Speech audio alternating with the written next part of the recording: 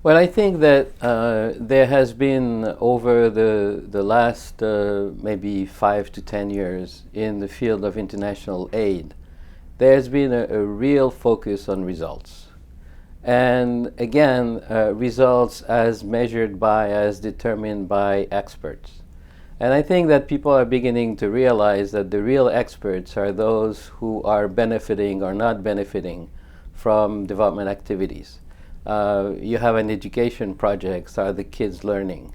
Are the teachers showing up? And the people who are best at telling you that are the people who see the school every day. So that we really are beginning to realize that in many ways the real experts as to whether or not we're making progress, say, in the war against poverty, are the poor people who can tell you whether their status is changing.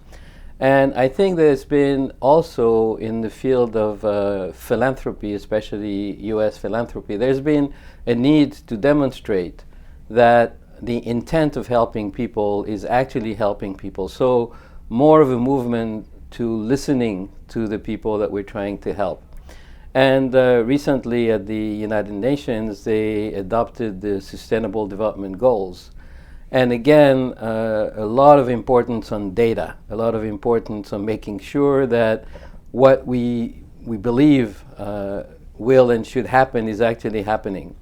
But this so-called data revolution has been very much of a top-down effort. It's been agencies, it's been large philanthropies that are giving information about what they do. We don't have a reverse flow of information from the bottom up, from the people that we're trying to use to say actually what it is that they're observing, how is it that their lives are changed for the better. Feedback has always mattered, and I think we've known that for a long time. I think the difference now is that it's becoming urgent.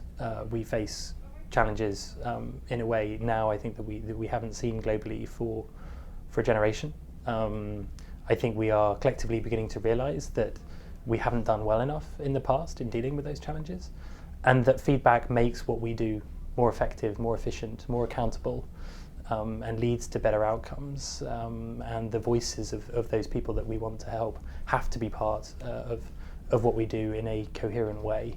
Because if we don't bring them into this process, help them lead this process, then we are going to continue to make the same mistakes that we've made in the past, and this is just too urgent and too important for us to continue to fail.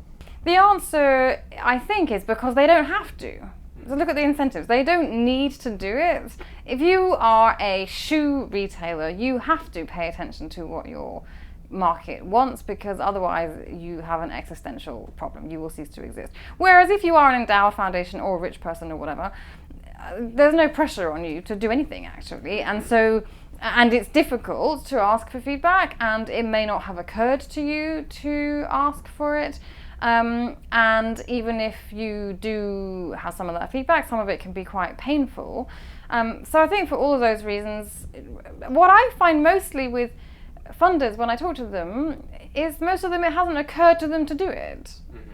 And then we have the fact that there isn't much incentive to do it. So it's those things. I don't think anyone designed it out deliberately. No one set out to create a system that doesn't have it. But I think it's just grown up this way largely because of the incentives.